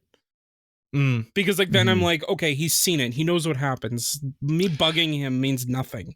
I will say that there is definitely like you have to there is like an etiquette to it, the movie comment. There like certain, if it's like a deep, intense movie or something, like if you're watching, Oppenheimer, you're kind of just like, you're taking it in, right? But if you're watching the Barbie movie, it's a little more open to fun, you know, if it's a funner movie. Yeah. It's not that serious. On the flip side, people who shush people who laugh when something's funny. Yeah, it's it's like what? I've been to a movie where like my friends and I laughed at something that happened in the movie, and there was a guy that like shushed us. We didn't laugh that hard. We just laughed, and we looked at him. We were like, and then you beat him up. Yeah, there's two of you and one of them. Yeah, then you just beat the out of that guy. You just pummeled him. Take him to Pound Town. Yeah, give him a knuckle sandwich. Jay, I'm gonna give you a knuckle sandwich if you don't tell me what your next grievance is. Okay, this one is a this one's going back to like the personal thing. And talking about customers, like Cole was talking about people coming early. The other thing is, and this one's probably more relevant to me, but maybe Cole will get this, is like around Christmas time when people like ask for things and like we were like, we don't have it, and then they get about it. Like they get all like, what do you mean you don't have it? You're supposed to have it. And it's like, it's a popular item on Christmas. Yeah. What did you expect? Well, and I think like, it just goes back to the entitled customer thing where it's like, I am here You have to serve me. Serve me, servant. Thank what do you you mean you're incapable of serving me exactly as I expect you to? Yeah. Yeah. And like you know what? The thing that frustrates me too about that is that almost every major retailer these days has these two things that are very handy for this exact scenario. A phone number to the store where you can call and ask for stock. Yeah. Or see when their hours are. Even better, they have a website that tells you, hey, Best Buy does have a copy of Star Wars Episode 6 available. They have 7 copies in stock at the location. That's even better. Then you don't even, you know it's there. You're not wasting anyone's time. You know what, though? As a customer, if I go there and the website says, oh, you have 6, and they're like, no, we're out. It's like, that's... Yeah, okay, I'm a little upset. I'm a little upset, but you know what? It's just the way of the world, you know? Here's the thing, though. If it's like at the same time, because I'm on the other side here, you could have called. And who knows, like those 6 that were showing in stock, they could be in someone's hands right now. But that's what I mean. Store. Like if I go there and they're not in stock, despite what the website says, okay. I feel like 6. I'm not gonna argue with the guy.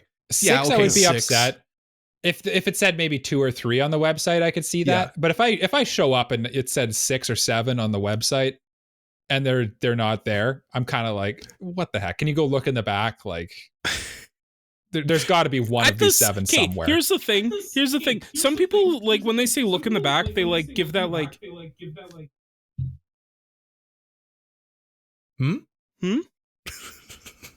Are we having technical difficulties, or are we? Can you hear us?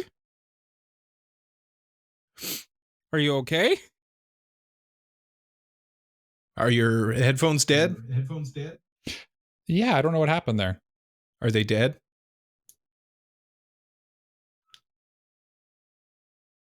Hello?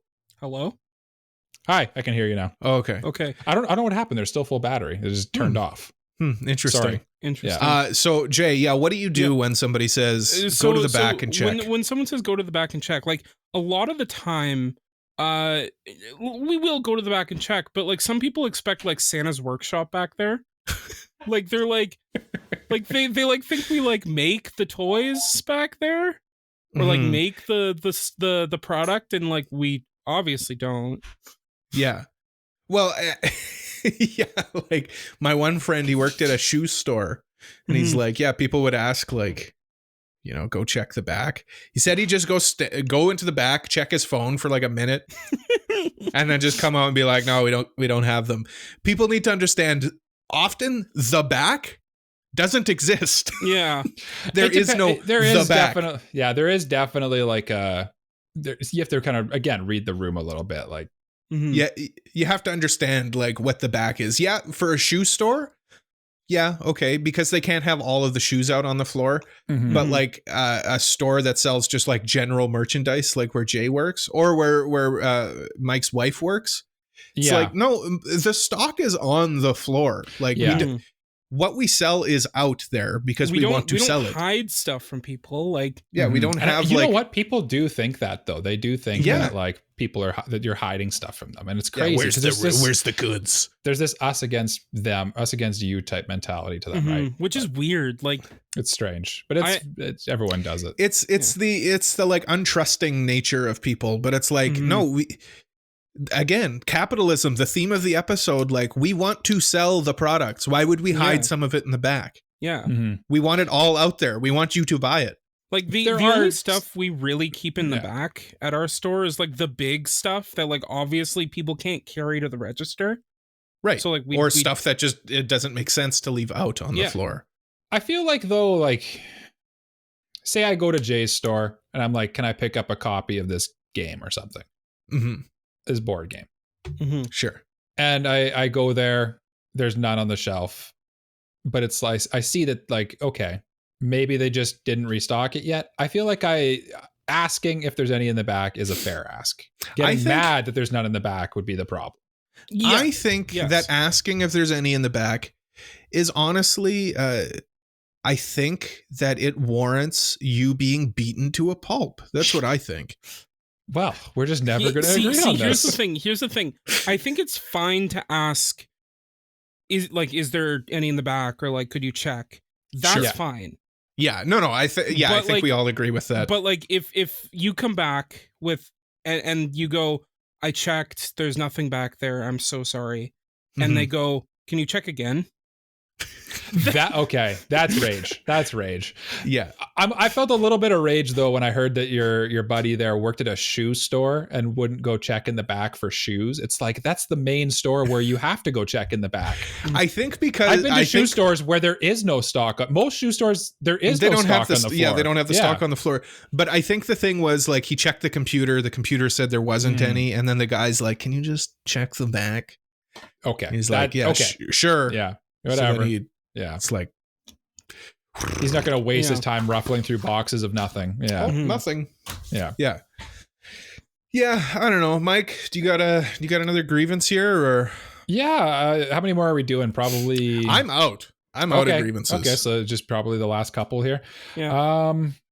I have a little one here. A little one. Okay. And then I kind of have like a not a real one. Okay. I don't like, I know Cole on a recent episode said he likes how quickly relatively we're getting movies, anime movies and stuff, and Japanese movies over here now. I don't like that it still takes a year or so to get manga. Like, say a chapter comes out on Shonen Jump, it's about a year until you get it in the physical volume here in the West. And I think that's just kind of unacceptably too long. It's kind of bullying. It's kind of like it's already made. They don't do that much corrections and touch-ups, I don't think, for the main volumes these days anymore. I think you could probably expedite that process a little bit. I think it takes a little too much time. This one I'm not super angry about. It's more of just a nitpick. I think it might just be like a couple of like licensing issues that would need to be hashed out before it comes out. But like for the most but I mean, part, like let's say Chainsaw. Let's go Chainsaw Man. Chainsaw Man. Let's go Chainsaw. Chainsaw Man restarted like a year ago, and like they finally just started releasing the volumes. It's volume 12. Yeah. I don't think it's and I know what Jay's saying. I don't think it's licensing things. I think it's more a sales thing. I think they don't want to overlap. Like, they don't want to release the Chainsaw Man volume early and then cut into the Spy Family sales, for example. Possibly. I think it's a scheduling thing is really what it comes down to. I think there's that too. And I think at the same time, like if they start releasing, let's say, Chainsaw Man volume 12 right after it started, then like why would people buy one over the other?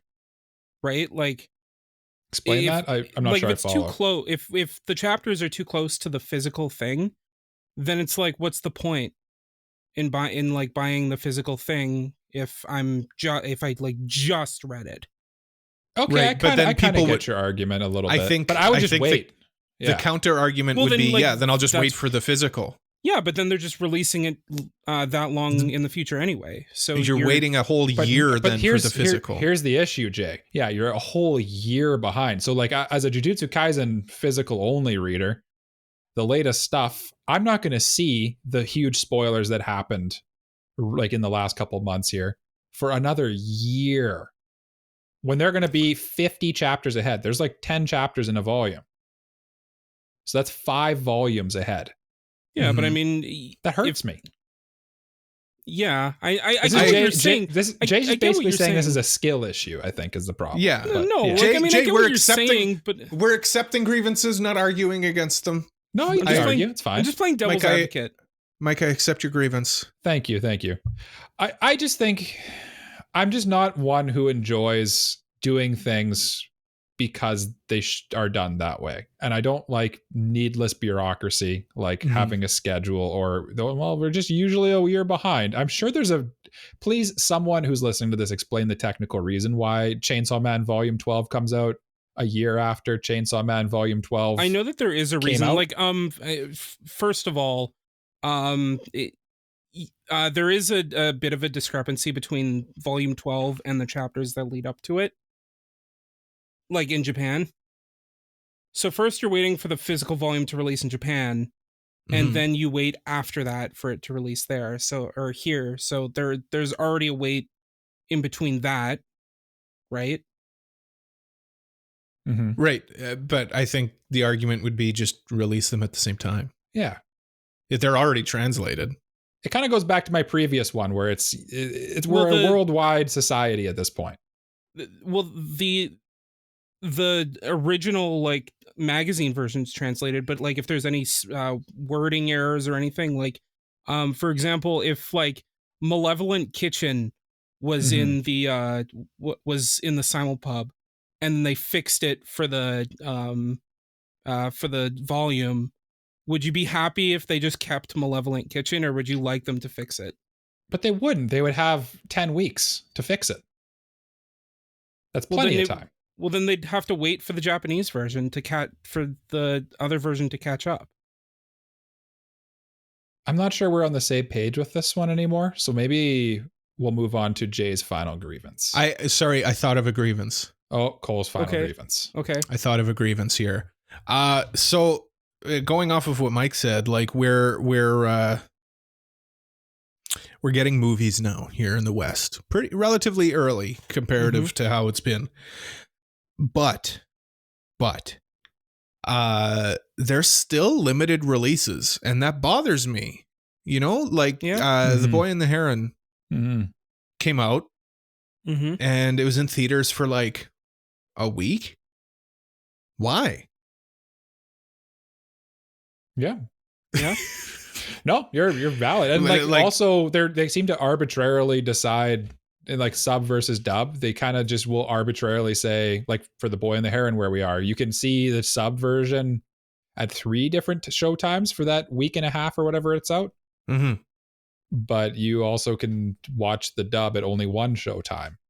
Yeah. For that, for only a week. And it's like, who decides this stuff? Yeah. Well, like, okay, sure. Like, I guess the argument would be, oh, it's niche, but it's like, no, what else is there that it really clamoring isn't for this showtime? Like Godzilla -1 came out. It was number 3 in the box office for that weekend it came out. Well, actually, that's a good example, Cole, because once it came out, they actually realized that they were like, oh crap, there's a market for this. And they actually added a ton of showtimes. There is a market for these movies. Like just as much of a market for these movies as there is for like, I don't know, what's some middling movie that just came out? I don't know, The Marvels. Oh. Wish. Yeah, that's a better example. Like, I think there's still this idea of like, well, no, Wish is like a Disney movie. Like this is like Boy and the Heron is animated by, Studio Ghibli. Like, what is that? Like, no, it's like a premier animation studio in the world. I think that's also really funny because like Disney licensed a lot of the I was just gonna say, isn't G Kids a Disney joint? Yeah. Well, and Disney like just straight up licensed those movies when we were younger. Yeah. Like when Spirited Away was first like brought over here, it was by Disney. Yep. Yeah. Like capital D Disney. I think that's common knowledge by this point. But like my point there is like you look at stuff like that and you look at the name like that of the studio that like made the movie, and now like people don't even know. It's kind of this idea of like, well, like Miyazaki's only famous among anime people. Yeah, because they gatekeep it weirdly like that. Because they gatekeep it, and because you guys like the Hollywood kind of have made it that way. Like if you guys accepted these world directors as part of your community as well, like there's no reason why Miyazaki wouldn't be included with Walt Disney, for example. I think Spirited Away won an Academy Award. I think it was Best Academy Award. I think it's the only anime ever to do so. Also kind of like tuning into what you were just saying, Cole, there's actually like a common theme in K-pop as well, that like the Western media companies the people who choose what goes on them and like promote it all hate K-pop. Yeah. But like if they just like promoted like say BTS and stuff, made it more on the radio here, and it's basically the same music. Like there's not that much of a difference really. And it's just purely they just don't want to have the thing they don't know. There's just like a stereotype to it or something. It's kind of gatekeeping from both ends. Mm-hmm. Like it really is. The anime fans want it to be an exclusive thing. Yep. Mm-hmm. And the elite on this side want it to remain a niche thing. Yeah. But it's like, it's better for everybody if we just accept it for what it is. Yeah. It is an animated movie that would do well if you marketed it as such, but they're too scared to. Like, Mike, I think looking at the K-pop side of it, I think that's also like a little weird because like Gangnam Style was like crazy when it was a big but thing. That's because it became like a YouTube meme. Yeah, I know. And YouTube but, is truly international. I know, but like what I'm trying to say is it's like it was a Korean made and produced song. Or BTS. BTS is probably in my mind the best example. They're like, but they actually honestly broke through over here, and that's what I mean. Like there's obviously they're so good a market. That they couldn't resist it. Basically, there's obviously a market for it, and people want it here just as much as they want the Western stuff. Yeah. My point is, let's just accept products from overseas as just as good, and in no way needing to be like a limited release. I think let's just accept those for what they are. I think even at the same time, like you look at the Disney movie, like the big Disney movies right now, or like the big movies that people like those executives think like, oh, it's gonna make so much money, and then it doesn't. Like I feel like if people let all these things come through, you'll realize that the box office will start to see a lot more traffic because there's a lot of other stuff out there. I think like a lot of the big reason why people aren't going to see the movies as much is because a lot of the stuff that comes out is very samey. Like you'll get your Avengers movie, you'll get your typical animated fare by Disney or Pixar. You'll get whatever that action movie is that came out, and like that's your pickings, right? Yeah. But if you got like new stuff, something different, then there will be more reason to be like, oh, that looks good, let's go see that. Like my coworker today, she was like, oh, you went and saw that Godzilla movie, right? I'm like, yeah. She's like, would it be okay for kids to go? Like she wanted to take her kids to go see it because I guess like there's no other movies to go see. Yeah. And I'm like, yeah, take your kids. They'll be terrified. It's great. I accept your grievance, Cole. Thank you. Jay, do you accept my grievance? I do, yeah. It's turning my heart into like a cold bowl of oatmeal. Nice. Jay? It does nothing to my heart. It just kind of absorbs into my body and it's now part of me. To the abyss that once was Jay's heart. Jay, you have one more grievance. I have one last one. And it's kind of backpacking off of what Mike said earlier, kind of.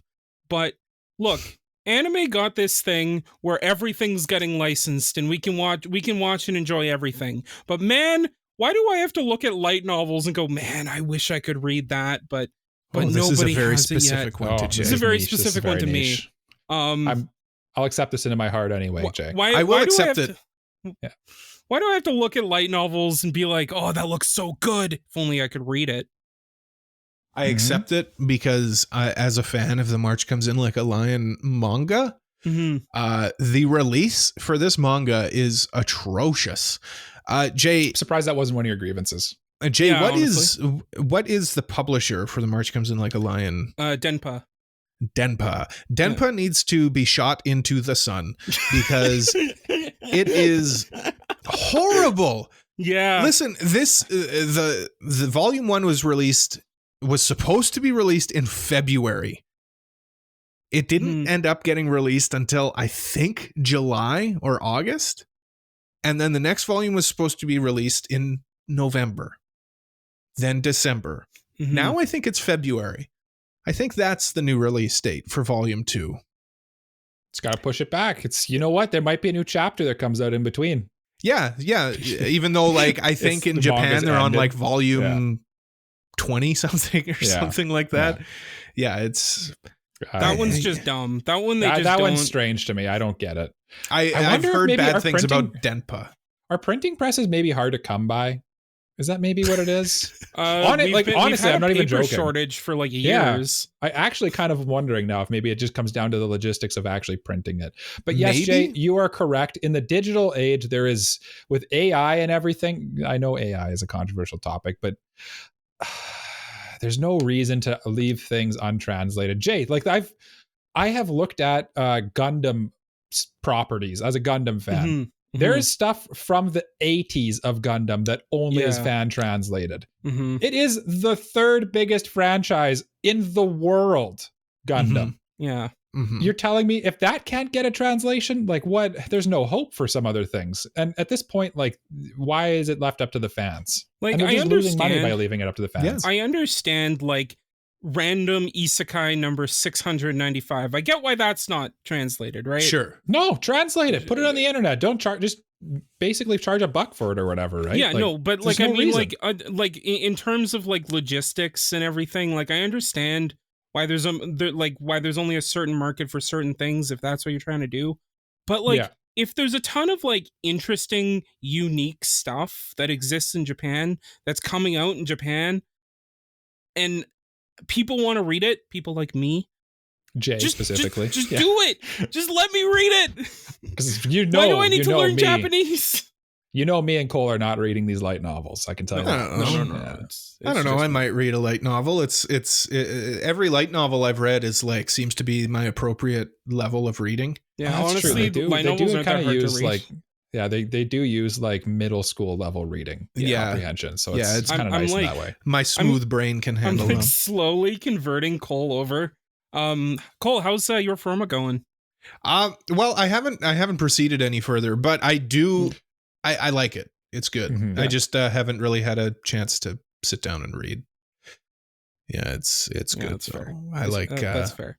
I like me my sci-fi. Jay, I hear your grievance. I accept it into my heart. I also hear your grievance and accept it into my heart. My heart is now turned into a lump of coal. Mm-hmm. And don't say it. Don't make the joke, Mike. Okay. And mine has now turned into a lovely shining diamond because it's been hardened by all of this pressure our grievances are putting upon it. I have a diamond for a heart, but it's so hard and cold. My last grievance, a quick one, not even a real one. All grievances are real. You know what? Actually, yeah, all grievances are real. And I am flipping fed up.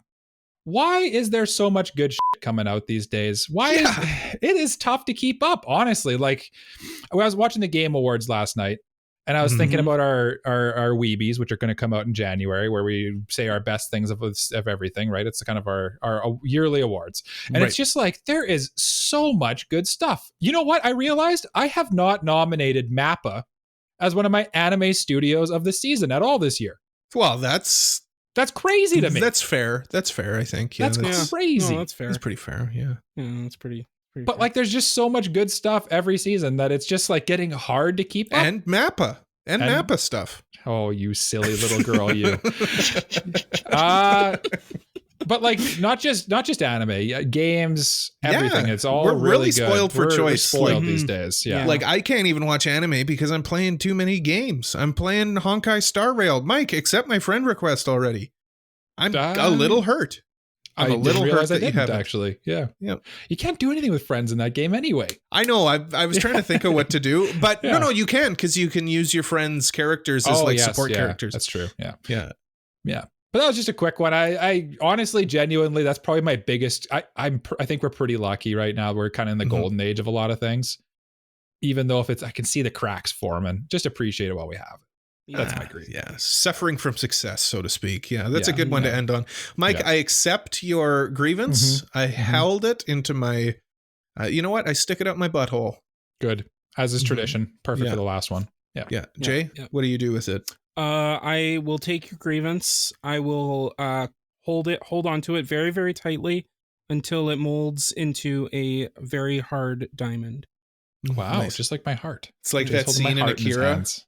Scene in Akira where the light falls and then he grabs it. Mm-hmm. Beautiful.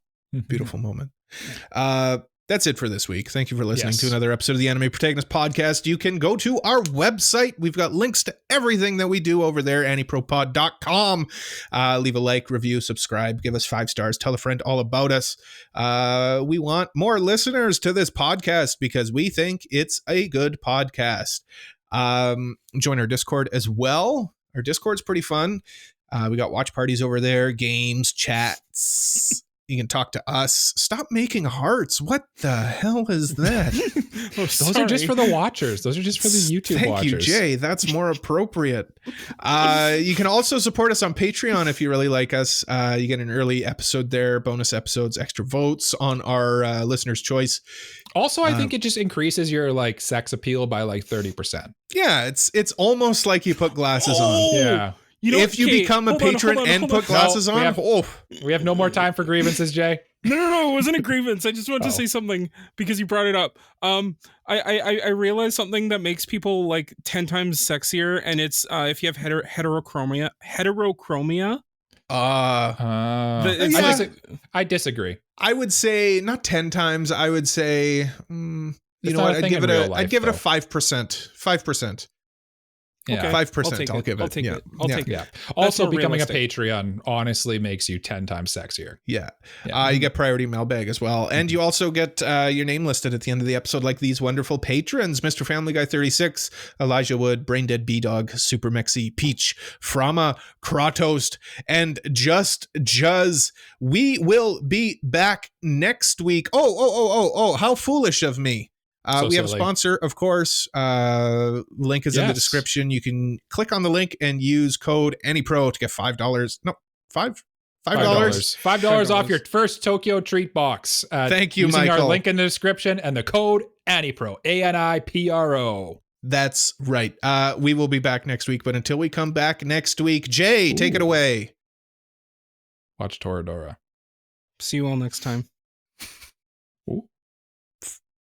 Go on. What? Go on. What am I supposed to say? Go off, King. See, no, you're out. Bye-bye. Bye-bye. Bye-bye. Bye-bye.